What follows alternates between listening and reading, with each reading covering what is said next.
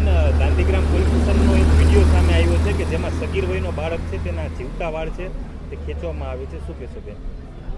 Gandhigram police સ્ટેશનમાં જે ઘટના બની છે એ ખરેખર ખૂબ જ ખેદજનક ઘટના છે. આ ઘટનાને સખત શબ્દોમાં વખોડું છું અને પોલીસ કમિશનરશ્રીને આ બાબતે તરત જ જાણ કરીને આની સામે કડકમાં કડક કાર્યવાહી કરવાની સૂચના અપાઈ દેવાઈ છે. જે આરોપી છે આરોપી સામે FIR દાખલ કરી દેવામાં આવી છે અને જે કોન્સ્ટેબલ છે એની સામે પણ કડક કાર્યવાહી કરવાની સૂચના આપી દેવામાં આવી છે. બેન, એક BRTS બસનો વિડીયો વાયરલ થયો છે કે જેમાં ડ્રાઈવર છે એ પેસેન્જરને ફડાકો મારે છે. આ કેટલું યોગ્ય કહેવાય છે? સમગ્ર તપાસની પહેલાં ન્યાયિક માહિતી જાણી અને એ બાબતે આપને જણાવીશું. ડ્રાઈવર છે એ પેસેન્જરને આ રીતે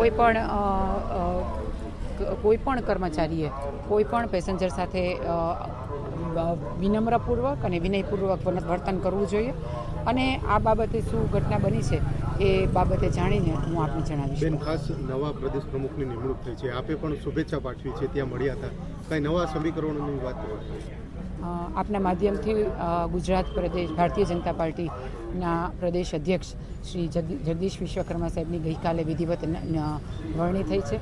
સરળ, સાદગી અને સેવાનો સમન્વય એટલે જગદીશ વિશ્વકર્મા સાહેબ અને લોકોને હંમેશા સાથે રાખી અને સેવા અને રાષ્ટ્રની સેવા એ હંમેશા એમનો ઉદ્દેશ રહ્યો છે અને ભારતીય જનતા પાર્ટીના જે હંમેશા અભિગમ રહ્યો છે કે એક બૂથ લેવલનો કાર્યકર્તા આજે સમગ્ર ગુજરાત પ્રદેશના અધ્યક્ષ પણ છે અને મંત્રી તરીકે પણ જવાબદારી નિભાવી રહ્યા છે. આપ જાણો છો એ રીતે જગદીશ વિશ્વકર્મા સાહેબ બૂથના કાર્યકર્તા રહ્યા છે, અમદાવાદ શહેરના પ્રમુખ રહ્યા છે.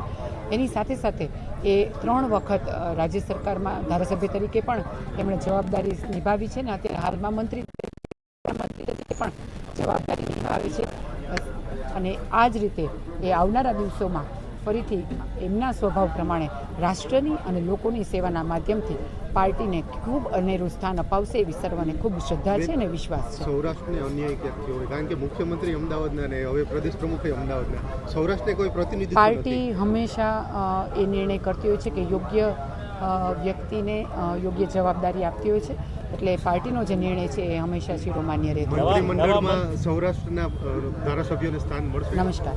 નવા મંત્રી